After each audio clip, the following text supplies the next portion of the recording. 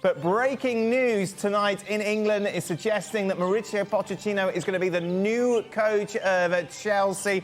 As we recall, as we're going live here, it's still yet to be done, Jules, but it seems to be inevitable.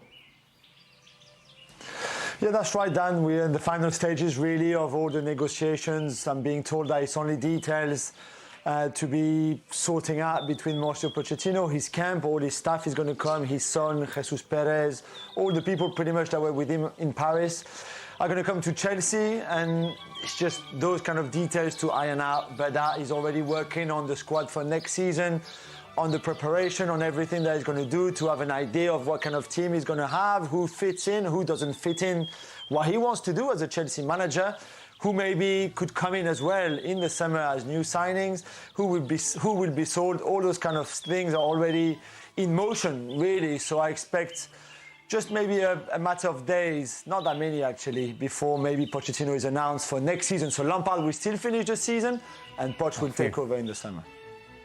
Do you like this? Yeah, I think it makes sense.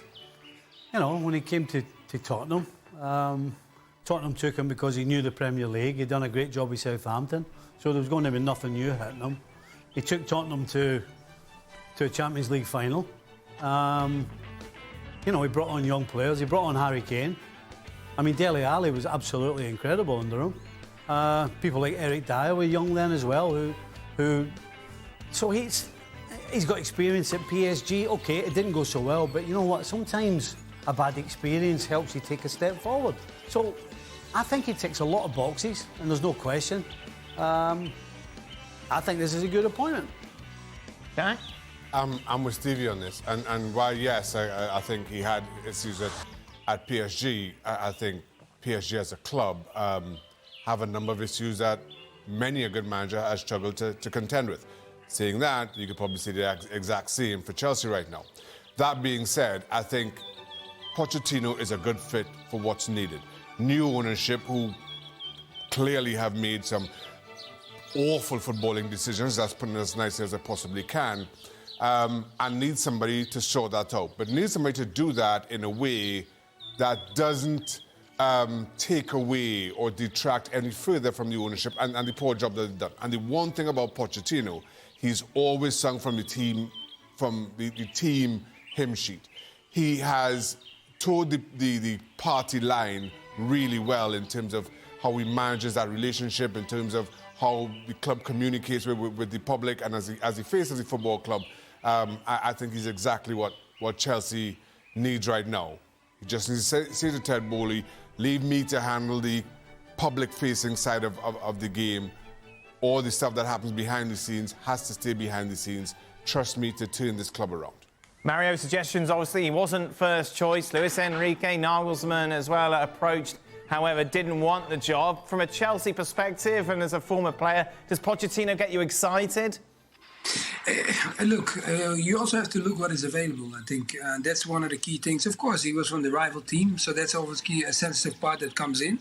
But away from that, Pochettino, even when Spurs was waiting that long, I always said, like, they should have gone for him. So if now that Chelsea can go, yeah, why not? I mean, it's what the guys already mentioned, you know, his stat record says enough.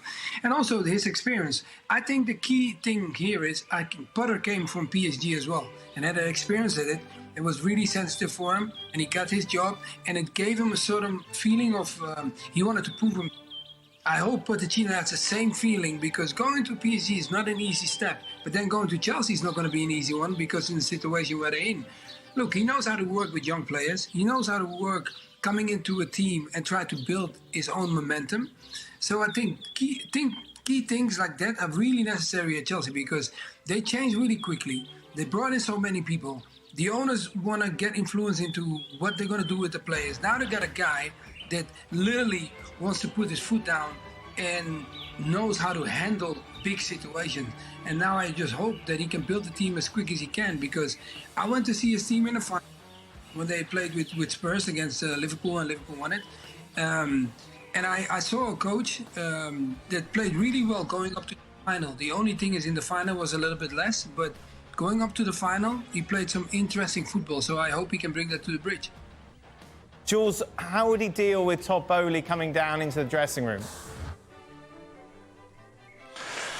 That's one of the questions. I was told that they addressed that in the many interviews that Pochettino had with Todd Boehly, with all the sporting directors that they have, with Stanley, Stewart, Vivol, with Ekbali as well. So, and that was addressed, and rightly so, I think.